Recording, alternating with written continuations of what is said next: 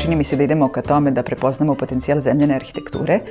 To vidim po tome što recimo prvih godina kad smo krenuli da radimo, uglavnom su ljudi kuće od zemlje nazivali nabijačama, kućama od blata i ostalo. Sad se negde i taj pojam zemljana arhitektura ustalio, a vidim da je sve više ljudi na različitim nivoima zainteresovano za čitavu tu priču, tako da sigurno prepoznaje se taj potencijal i negde gde ga u stvari najčešće primećujem jeste da ljudi koji su pre 5-6 godina bili vrlo skeptični u vezi sa čitavom tom pričom, sad negde razmišljaju da bi oni mogli da sami grade ili obnavljaju ili žive u kućama od zemlje.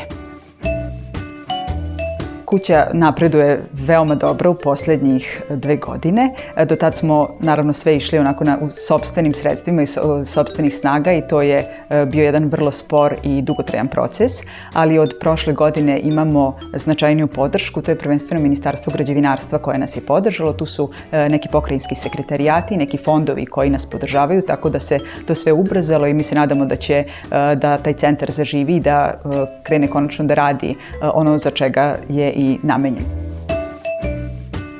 Ljudi su danas uglavnom negativni i uglavnom su priče koje slušamo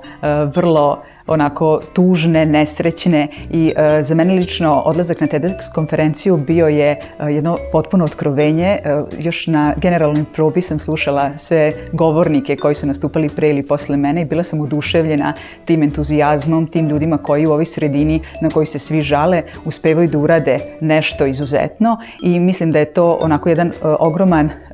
podstrek za sve mlade stare da se pokrenu i to mislim da je jedna od najlepših karakteristika i svakako preporučujem prisustvo na konferenciji.